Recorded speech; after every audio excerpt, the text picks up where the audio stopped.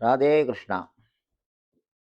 அஸ்ட்ரோமித்ரன் channel நேயர்கள் அனைவருக்கும் எனது அன்பு இனிய வணக்கங்கள். நாம் இதற்கு முந்தைய பதிவில் நமது விதிப்படி என்ன அமைக்கப்பட்டுள்ளதோ, தெய்வ பலத்தினால ஒரு மனிதன் என்னென்ன செய்வான், அவனுடைய வாழ்க்கை எப்படி இருக்கும், ஒரு மனிதன் தெய்வ பலத்தால் பிறந்தால் அவன் என்னென்ன மாதிரியான காரண காரியங்களை செய்வான் அப்படிங்கிறத பற்றி விளக்கமாக பார்த்தோம். அதற்கு பெயர் குருச்சந்திர யோகம் என்று சொல்லக்கூடிய குலதெய்வ யோகத்தை பற்றி பேசியிருந்தோம். தற்போதைய பதிவில் ஒரு அடிப்படை ஏழை, அதாவது அடுத்த வேளை உணவுக்கு கூட வழியில்லாத நிலையில் ஒரு ஏழை பிறந்திருக்கிறான்னு வச்சுப்போம். அந்த ஏழையை கூட சக்கரவர்த்தி ஆக்கக்கூடிய சந்திரமங்கள யோகம் அப்படிங்கிறத பற்றி நாம் இன்னைக்கு பார்க்க போறோம். சந்திரமங்கள யோகம். சந்திரன் என்றால் மனம், மங்களன் என்றால் செவ்வாய், அதாவது புத்தி. ஒரு மனிதனுக்கு சாதாரணமாக ஒரு பொருளை, ஒரு கனமான பொருளை தூக்க சொல்லணும் அப்படின்னா அவனால் அவனுடைய வலிமைக்கு தாண்டி இருக்கக்கூடிய ஒரு பலமான பொருளை தூக்க முடியாது. ஆனால் ஒரு கோபம் வரும்போது அவனை விட பலமான ஒரு பொருளை தூக்கிடுவான். அதே மாதிரி சந்தோஷம், அதீத சந்தோஷம் ஏற்படும் போது அவங்கள மீறின ஒரு செயலை செய்வாங்க. அளவில்லாத ஒரு துக்கம் வரும்போது அவங்கள மீறின செயல்களை செய்வாங்க. இப்படி உணர்வுகள் அப்படிங்கிறது எப்போ அளவுக்கு மீறி நமக்கு செயல்படுறதோ அப்போ நம்மளை மீறின ஒரு செயலை, மனித பலத்துக்கு அப்பாற்பட்ட ஒரு செயலை நம்ம செய்வோம். அதுக்கு காரணகர்த்தா யார் அப்படின்னா செவ்வாய் பகவான். அவருக்கு போர் கிரகம் என்று பெயர். காரணம் என்னென்றால் வேகமாக செயல்படக்கூடியவர் என்று பெயர். இப்போ சந்திரன் அப்படின்னா வாயு வேகம், மனோவேகம் அப்படின்னு சொல்லுவோம். இப்போ காற்று நமக்கு சென்னையில் ஒரு காற்று அடிக்குது, அந்த காற்று அமெரிக்கா போய் சேர்றதுக்கு எவ்வளோ நேரம் ஆகும் அப்படின்னு ஒரு செகண்ட் கணக்கு இருக்கு. அதை மாதிரி மனசுக்கு கணக்கு இருக்கா அப்படின்னா இல்லை.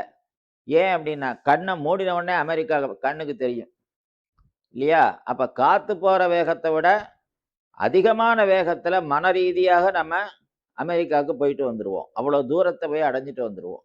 அப்போ மனசுக்கும் வேகம் அதிகம், செவ்வாய்க்கும் வேகம் அதிகம். இப்படி இவர்கள் இருவரும் ஒரு ஜாதகத்தில் சேர்ந்திருந்தால் அதற்கு சந்திரமங்கள யோகம் என்று பெயர். இப்ப இந்த யோகம் 12 ராசி அன்பர்களுக்கு என்ன செய்யும், இந்த யோகத்தினால என்ன பலன் கிடைக்க போகிறது அப்படிங்கிறத பத்தி நாம பார்க்க போறோம். இப்போ மேஷராசி அன்பர்கள் அப்படின்னு எடுப்போம். மேஷராசி அன்பர்கள்னு எடுத்தோம் அப்படின்னா லக்னாதிபதி செவ்வாய், அஷ்டமாதிபதி செவ்வாய், ஆனா சுகத்துக்கு அதிபதியானவர் சந்திரன். அப்போ சந்திரமங்கள யோகம் மேஷராசியில் சந்திரனும் செவ்வாயும் சேர்ந்து இருந்தால் அவர் என்ன செய்வார், அவருக்கு என்ன யோகம் கிடைக்கும் அப்படின்னு பார்த்தோம். அதாவது ஒரு ஏழையாக பிறந்திருந்தா கூட மேஷராசியில சந்திரமங்கள யோகத்துல பிறந்திருந்தா அவங்களுடைய 16வது வயதுக்கு மேல எதிர்பாராத பொருளாதாரத்தை அடைஞ்சு படிக்காதவங்க திடீர்னு படிக்க ஆரம்பிச்சு ஏழ்மை நிலையிலிருந்து விலகி 32வது வயசுல குபேர யோகம் என்று சொல்லக்கூடிய ஒரு யோகத்தை போய் அடைகிறாங்க. குபேர யோகம் அப்படின்னா என்ன அப்படின்னா ஒரு 100 பேருக்கு சாப்பாடு போடுற அளவுக்கு, 100 குடும்பத்தை வாழ வைக்கிற அளவுக்கு ஒரு பெரிய தொழிலில் போய் உட்கார்ந்துருவாங்க. அப்படிப்பட்ட ஒரு யோகத்தை மேஷராசிக்கு சந்திரமங்கள யோகம் வழங்குது. ரிஷபராசிக்கு சந்திரமங்கள யோகம் எப்படி இருக்கு அப்படின்னா 7ஆம் பாவம் 12ஆம் பாவம் அயனம் சயனம் போகம் பாக்கியம் என்று சொல்லக்கூடிய 12ஆம் இடமும், களத்திரம் அதாவது மனைவி நட்பு என்று சொல்லக்கூடிய 7ஆம் இடமும் செவ்வாய்க்கு அதிகாரமாக வர்றதுனாலையும், 3ஆம் இடம் சப்கான்ஷியஸ் என்று சொல்லக்கூடிய ஆள் மனசுக்கு அதிபதியான ஸ்தானமாக அந்த சந்திரனுக்கு 3ஆம் இடம் வர்றதுனாலையும் இவங்க பிறக்கும்போது அடிப்படையில ரொம்ப தரித்திர நிலையில பிறப்பாங்க.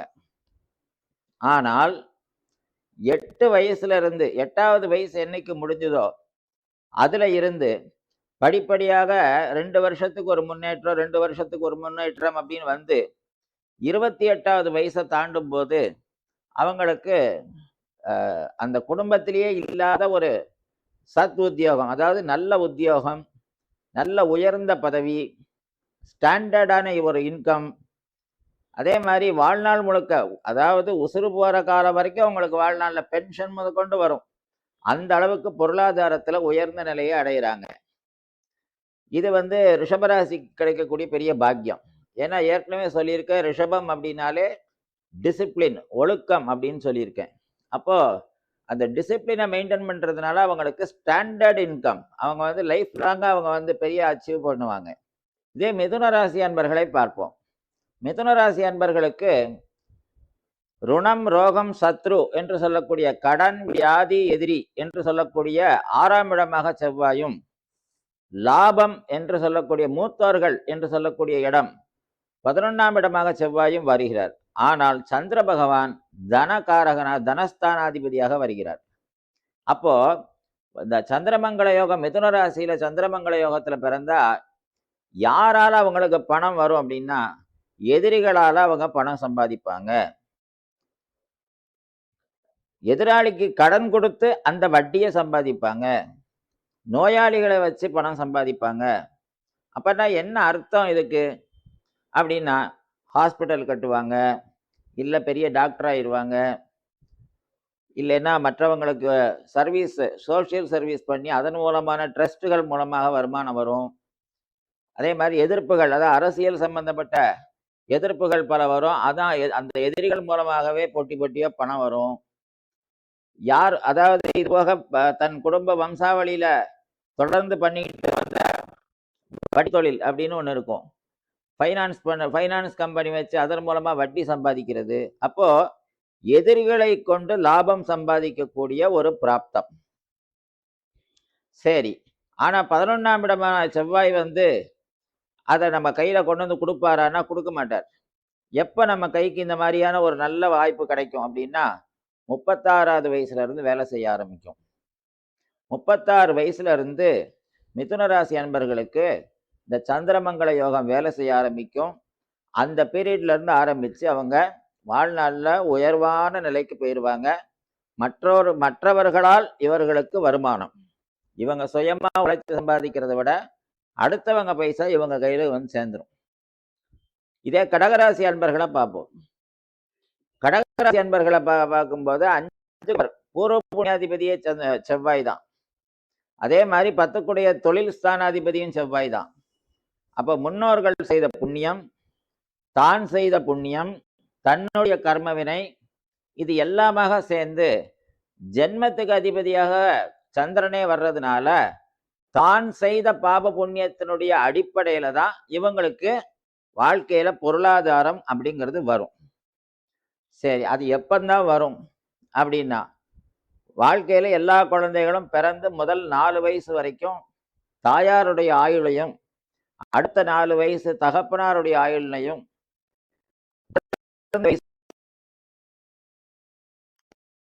சாஸ்திரம் சொல்றது.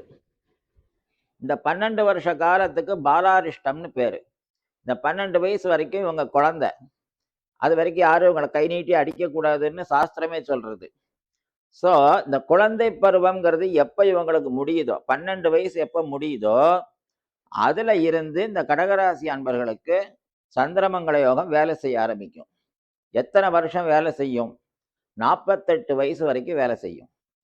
ஸோ அந்த 48 வயசுக்குள்ள கிட்டத்தட்ட 36 வருஷம் அவங்களுக்கு அது இருக்கு. அப்படிங்கிறதுனால அதுல வந்து அவங்களுக்கு அவங்க மனம் விரும்பின கல்யாணம், அதே மாதிரி அவங்க நினைச்ச மாதிரி தொழில், அவங்க எப்படி ஒரு ஸ்கெட்ச் போட்டு நம்ம இப்படிதான் இருக்கணும் அப்படின்னு நினைக்கிறாங்களோ அந்த மாதிரியான ஒரு வாழ்க்கை, அவங்க தாயார் தகப்பனாரை எப்படி வழி நடத்தணும்னு நினைக்கிறாங்களோ அப்படி செயல்படுத்துறது, எல்லாமே இவங்க எடுக்கிற முடிவு பிரகாரமே எல்லாத்தையும் செஞ்சு பண்ணக்கூடிய ஒரு பாக்கியம். மற்ற 12 ராசிக்கும் அது இல்லை. ஆனா இந்த கடகராசிக்கு மட்டும் இப்படி ஒரு மகாபாக்கியம் இந்த சந்திரமங்கல யோகத்தினால கிடைக்கிறது. சரி, சக்கரவர்த்தி யோகம் அப்படின்னு ஒண்ணு இருக்கு. அது யாருக்கு அப்படின்னா சிம்ம ராசி அன்பர்களுக்கு. சிம்ம ராசி அன்பர்களுக்கு என்ன அப்படின்னு கேட்டா 4, 9 4 சுகம் 9 பாக்கியம். எப்பவுமே பாக்யாதிபதியாக செவ்வாய் வந்தார் அப்படின்னா ஸ்ரீகரா யோகம் அப்படின்னு பேரு.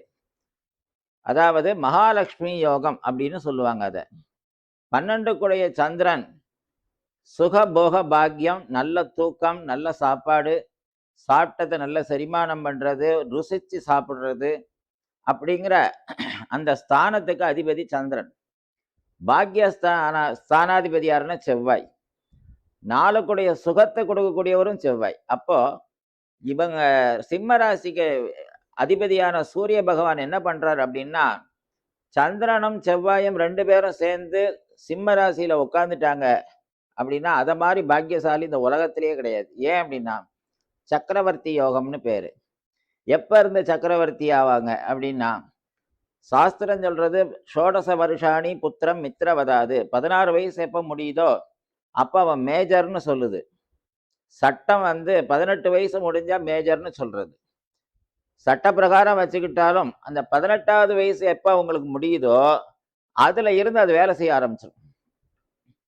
ஸோ அந்த சக்கரவர்த்தி யோகம் வேலை செய்ய ஆரம்பிச்ச உடனேயே 18 முடிஞ்சு 19வது வயசுலயே அதாவது உலக பணக்காரங்கள் வாழக்கூடிய வாழ்க்கைன்னு ஒன்று இருக்கு இல்லையா? ரோல்ஸ் ராய்ஸ் காரில் போகிறது, பெரிய ஒரு நாளைக்கு இப்போ லட்சக்கணக்கில் வாடகை கொடுக்கக்கூடிய பெரிய ஹோட்டல்களில் தங்குறது.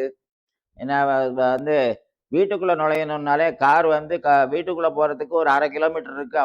அவ்வளோ பெரிய பங்களாவில் வசிக்கிறது. ஏன்னா வீட்டுக்குள்ளேயே நீச்சல் குளம், அப்படி சகல சௌபாக்கியத்தோடு இருக்கக்கூடிய ஒரு மகா பாக்கியத்தை இந்த சிம்ம ராசியில இந்த சந்திரமங்கல யோகத்துல பிறக்கிறவங்க அனுபவிக்கிறாங்க. எப்ப இருந்து 18 வயசு எப்போ முடியுதோ அப்ப இருந்து அது ஆரம்பிக்குது அந்த யோகம். எது வரைக்கும் வேலை செய்யும்? 56 வயசு வரைக்கும் வேலை செய்யும். ஸோ ஒரிஜினல் ரிட்டையர்மெண்ட் அப்படிங்கிறது 56. அரசாங்கம் இன்னைக்கு 60 வயசு வரைக்கும் கொடுத்துருக்கு. ஆனா சாஸ்திரமே 56 வயசு தான் சொல்லியிருக்கு. அதனால அது வரைக்கும் அவங்களுக்கு அந்த யோகம் வேலை செய்யும். அதுல எல்லாருக்கும் 4 தலைமுறைக்கு தேவையான சொத்துக்களை அவங்க சேர்த்துருவாங்க. அப்ப சக்கரவர்த்தி யோகம் அப்படிங்கிறது சிம்ம ராசிக்கு மட்டுமே உள்ளது. கன்னியா ராசி அன்பர்களை பார்ப்போம். கன்னியா ராசி அன்பர்களை பொறுத்த வரைக்கும் 3 8 கூடைய செவ்வாய். எல்லாரும் 8 கூடைய செவ்வாய் அப்படின்னு எல்லாரும் பயப்படுவாங்க. அஷ்டமாதிபதி செவ்வாயா வந்தா பைத்தியம் பிடிக்கும், பேய் பிடிக்கும், மனநிலை பாதிக்கும், மனச்சிதைவுகள் ஏற்படும், ஏன்னா இல்யூஷன் ப்ராப்ளம் வரும். ஸோ இந்த மாதிரி நிறைய பாதிக்கப்படுவாங்க. அது அந்த செவ்வாய் திசை நடக்கும்போது மட்டும். ஆனா அது சந்திரனோடு கூடி சந்திரமங்கல யோகத்தோட கன்னிராசியில இருந்துட்டால், கன்னிராசியா இருந்து சந்திரமங்கல யோகத்துல பிறந்துட்டால், இதே செவ்வாயும் சந்திர பகவானும் என்ன பண்ணுவாங்க அப்படின்னு கேட்டா மேனுஃபேக்சரிங் பண்ணக்கூடிய பெரிய இண்டஸ்ட்ரி வைப்பாங்க. சொந்தமா பெரிய ஒரு கார்மெண்ட் வைப்பாங்க. சொந்தமா பெரிய ஹோட்டல் வைப்பாங்க. ஒரு 3-4 ஹோட்டலுக்கு ஓனர் ஆயிடுவாங்க. அதே மாதிரி மெரைன் இண்டஸ்ட்ரீஸ்ல கால் பதிப்பாங்க. கப்பல் வாங்குவாங்க. இல்லைன்னா கப்பல் ஓட்டுற பணிக்கு போயிடுவாங்க. ஸோ இவங்க கையில ஒரு 1000 பேரோட உயிர் இவங்க கையில இருக்கும்.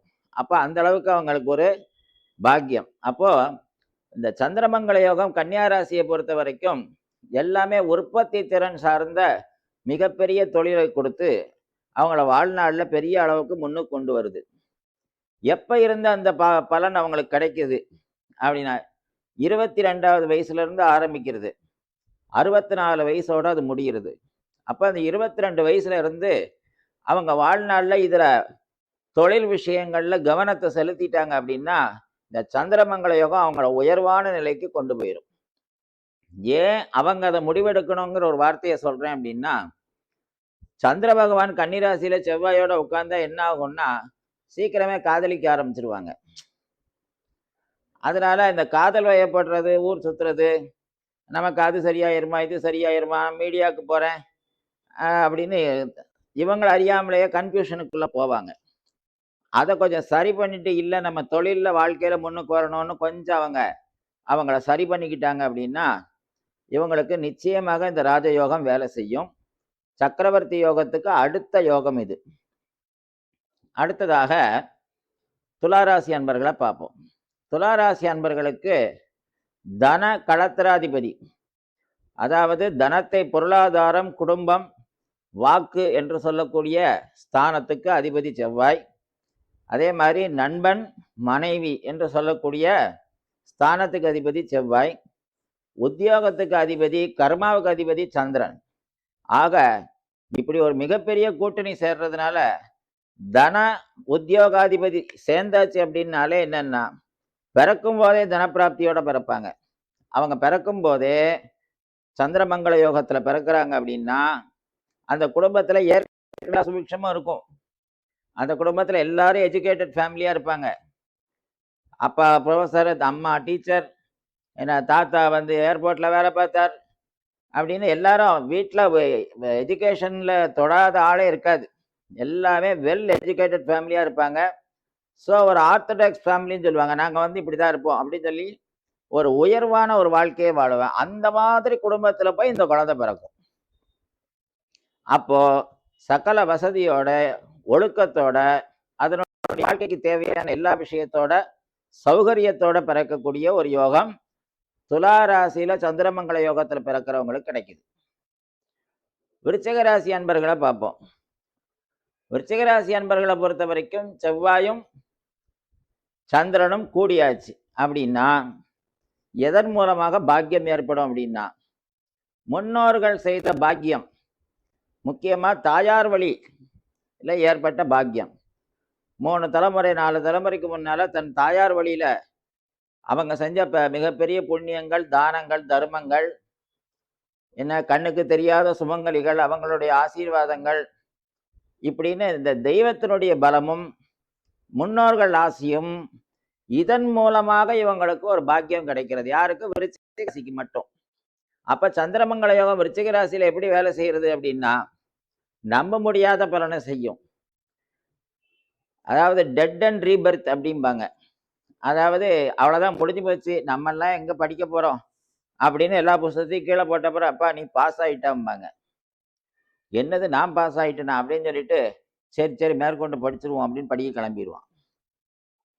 வாழ்க்கையில் அவ்வளோதானா நமக்கு தொழில்? நம்ம என்ன இனிமேல் புதுசாக என்ன வேலைக்கு போக போகிறோம்? நமக்கெல்லாம் வேலை எங்கே கொடுக்க போகிறான்? சரி நம்மெல்லாம் வேலை பார்த்து என்ன கிழிக்க போகிறோம் அப்படின்னு அவன் மனசு உடஞ்சி போய் இனிமேல் வேலையே பார்க்க போகிறதில்லன்னு நினச்சிக்கிட்டு இருப்பான். ஒரு அப்பாயின்மெண்ட் ஆர்டர் வரும். அதே மாதிரி நமக்கு கல்யாணம் நடக்குமா அப்படின்னு மனசு வெறுத்து போய் நமக்கு கல்யாணமே வேண்டாம் அப்படின்னு முடிவு பண்ண உடனே கல்யாணம் நடக்கும். அதாவது ஒரு விஷயம் முடியாது முடியாதுன்னு தூக்கி போட்டதுக்கு அப்புறம் திருப்பி அதுக்கு உயிர் கொடுக்கப்பட்டு மேலே வர்றதுன்னு பேர். இது முன்னோர்கள் ஆசையினாலையும் தெய்வ பலத்தினாலையும் இந்த சந்திரமங்கல யோகத்தினாலையும் கிடைக்கக்கூடிய மிகப்பெரிய பாக்கியம். அப்ப இவங்க செய்யறதுக்கு என்ன இருக்கு? ஒண்ணுமே இல்லை. எல்லாத்தையும் இவங்கள வாழ்க்கையை முன்னோர்களே வழி நடத்தி கூட்டு போயிடுவாங்க. அப்போ விருச்சிக ராசி அன்பர்களுக்கு ராஜயோகம்ங்கிறது சந்திரமங்கல யோகம் முன்னோர்களால் கிடைக்குது, தெய்வ பலத்தினால் கிடைக்கிறது. சரி, எப்ப இருந்து அது வேலை செய்யும்? 22 வயசுக்கு மேல 37 வயசுக்குள்ள இந்த யோகம் வந்துட்டு போயிடும். அதுக்குள்ள இவங்க செட்டில் ஆயிடுவாங்க. அதான் இதுல பெரிய ஆச்சரியம். 22 வயசு வரைக்கும் இந்த பையன்லாம் எங்க உருப்பிட போறான் அப்படின்னு எல்லாரும் நினைச்சுக்கிட்டு இருப்பாங்க. ஆனா திடீர்னு ஏதோ ஒண்ணு பண்ணுவான், ஏதோ சொல்லலாம், கல்யாணம் ஏதோ ஒன்று நடக்கும், உடனே பிறந்துடும், வீடு வாங்கிடுவான், தொழில செட்டில் ஆயிடுவான். எல்லாம் முடி திரும்பி பார்க்கறதுக்குள்ள வயசு 37 வயசை தாண்டிடும். அவ்வளோதான், அதுக்கப்புறம் நார்மல் லைஃப். ஆனா 50 வருஷம் உழைச்சு சம்பாதிச்சா எவ்வளோ வருமான வாழ்க்கையில வந்திருக்கணுமோ அவ்வளவும் அந்த 14 வருஷத்துக்குள்ள வந்து முடிஞ்சிடும். அப்போ விருச்சிக ராசிக்கு இப்படி முடியாத ஒரு பலனை கொடுக்கிறது சந்திரமங்கல யோகம்.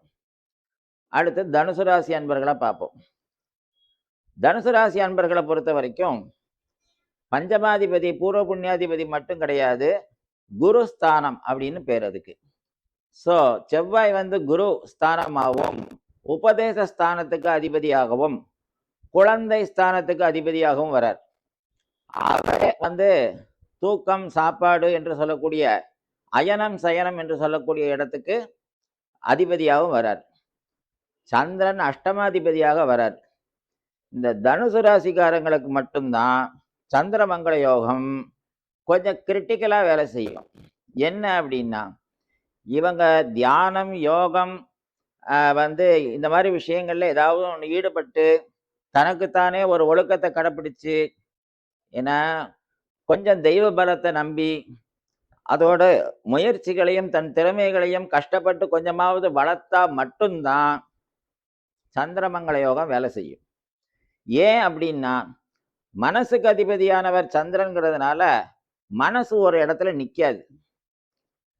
அது வந்து ஏதாவது ஒரு விதத்துல ஒரு டிஸ்ட்ராக்ட் பண்ணிக்கிட்டே இருக்கும். பூர்வ புண்ணியம் நமக்கு வேலை செய்யும், ஆனா மனசு அதுக்கு வந்து ஒத்துழைக்காது. அப்போ நல்லது நமக்கு கிடைச்சும் கண் முன்னால இருந்தும் அதை அனுபவிக்க தெரியாம உட்கார்ந்துருப்பாங்க இந்த தனுசு ராசி அன்பர்கள்.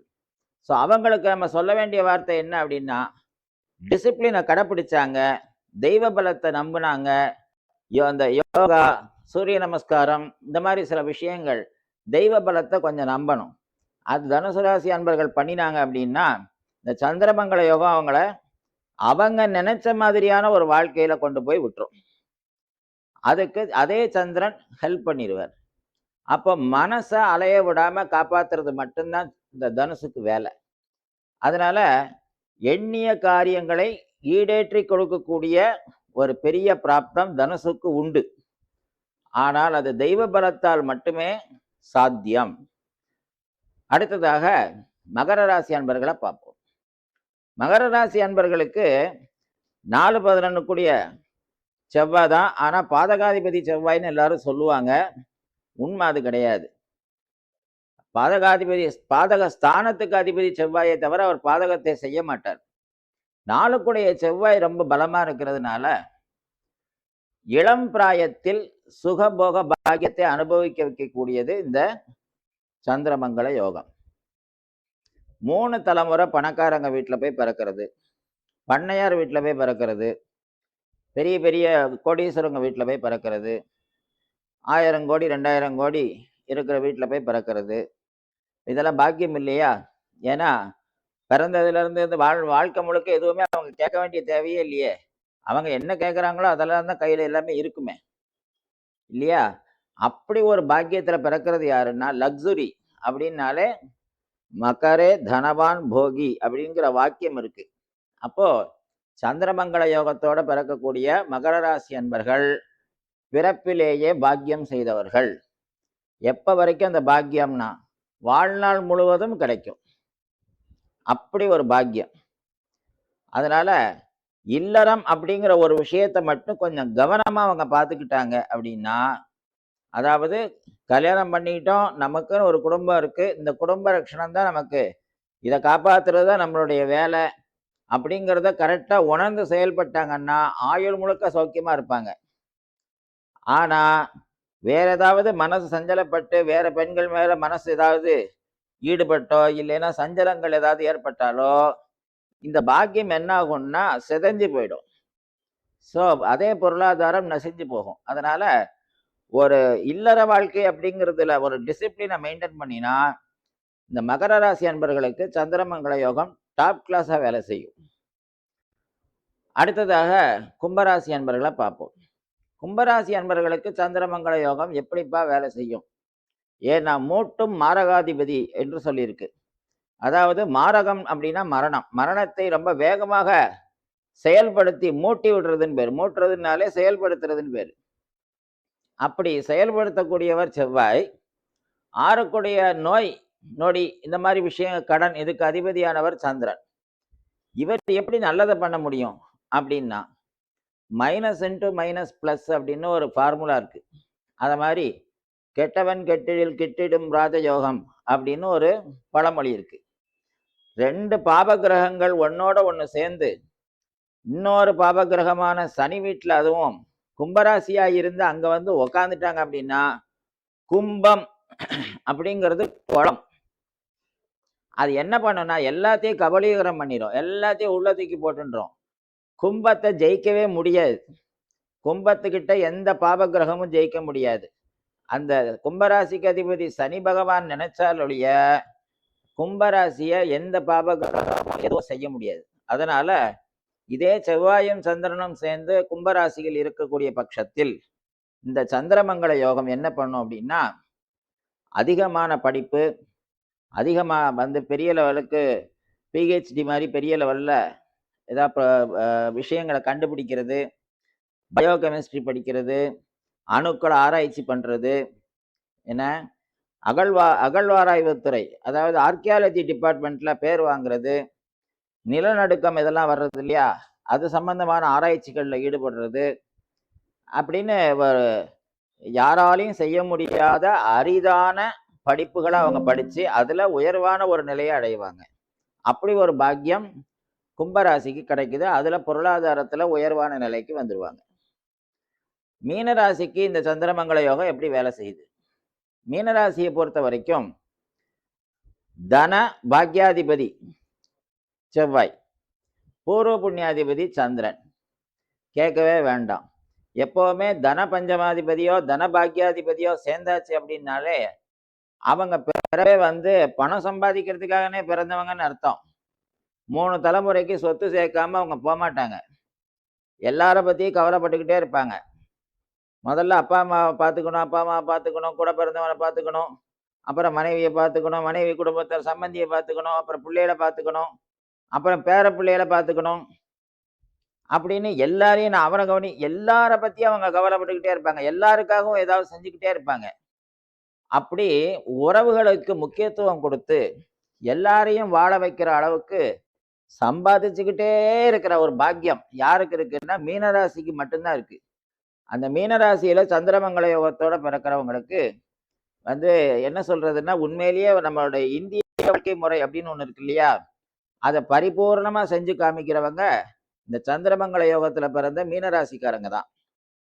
ஸோ அப்படியாப்பட்ட ஒரு சந்திரமங்கல யோகத்தை யாராலையும் மிஸ் பண்ண முடியாது. ஏன்னா இப்போ சொன்ன பலன்கள் எல்லாம் வாழ்நாளில் ரொம்ப முக்கியமான பலன்கள். இந்த 12 ராசி அன்பர்களுக்கும் இந்த சந்திரமங்கல யோகத்தின் மூலமாக சொல்ல வரக்கூடிய விஷயம் என்ன அப்படின்னா, பொருளாதாரத்தில் எப்படி மேலே வருவாங்க, படிப்பு எப்படி மேலே வருவாங்க, எப்போ யோகம் வேலை செய்யும், எப்போ அபயோகம் வேலை செய்யும், எந்த காலத்தில் எப்படியெல்லாம் இருந்தால் அவங்களுக்கு அதை பணம் வரும், எப்போ நல்லா இருக்கலாம், இதை மட்டும் பார்த்துட்டோம். ஆனால் இதே சந்திரமங்கல யோகத்தில் சில ஃபால்ட் இருக்கு. என்ன அப்படின்னு அதையும் தெரிஞ்சுக்கணும். இரத்த நாளங்கள், உடலில் அதிகமான பிபி, ஹை ப்ரெஷர் வர்றது, நரம்புகளில் பாதிப்பு ஏற்படுறது, மனச்சிதைவு ஏற்படுறது, குழப்பங்கள் ஏற்படுறது, என்ன இல்யூஷன் ப்ராப்ளம் வர்றது, இது மாதிரியான ஒரு கடுமையான பாதிப்புகள் வந்து உண்டு.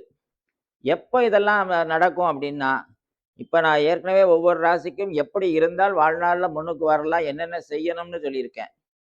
இந்த டிசிப்ளினை விட்டு யாரெல்லாம் தவறி போகிறாங்களோ, தான் தோன்றித்தனமாக யாரெல்லாம் போகிறாங்களோ அவங்களுக்கு மட்டும்தான் இந்த மாதிரி பிரச்சனை வரும். அதனால நாம நம்ம கடமையை கரெக்டாக செய்கிற பட்சத்தில் இந்த சந்திரமங்கல யோகம் நம்மளை நிச்சயமாக சக்கரவர்த்தி ஆக்கும் அப்படிங்கிறதுல எள்ளளவும் சந்தேகமே இல்லை. அதனால சந்திரனுக்கு அதிபதி யார் அப்படின்னா மகாவிஷ்ணு, அதே மாதிரி செவ்வாய்க்கு அதிபதி யாருன்னா முருகன். அப்போ மாமாவும் மருமகனும் 2 பேருமே அழகன். அவரும் வந்து அலங்கார பிரியன், இவரும் ரொம்ப அழகான குழந்தை. 2 பேரும் வந்து வாழ்நாளில் வந்து நம்மளை எப்படி கஷ்டப்படுத்துவாங்க, நம்ம சௌக்கியமாக தான் வச்சுருப்பாங்க. அப்போ சந்திரமங்கல யோகத்தில் பிறக்கிறவங்களுக்கு தெய்வ வழிபாடு அப்படிங்கிறது பெருமாளும் முருகனும். அதனால இந்த தெய்வங்களை பிரார்த்தனை பண்ணி, நமக்கு இஷ்ட தெய்வங்களையும் பிரார்த்தனை பண்ணி, நம்ம ஜாதகங்களில் இந்த மாதிரி ஏதாவது சந்திரமங்கல யோகம் இருக்கா அப்படின்னு நம்மை சார்ந்த ஜோதிடர்கள், வெல்விஷர்கள், என்ன பெரியவர்கள்ட்ட ஒரு தடவை ஆராய்ச்சி பண்ணி பார்த்துட்டு, என்ன அப்படி இருக்குது அப்படின்னா நம்ம என்ன பண்ணினா வாழ்நாளில் முன்னுக்கு வரலாம் அப்படிங்கிறத தெரிஞ்சுக்கோங்க.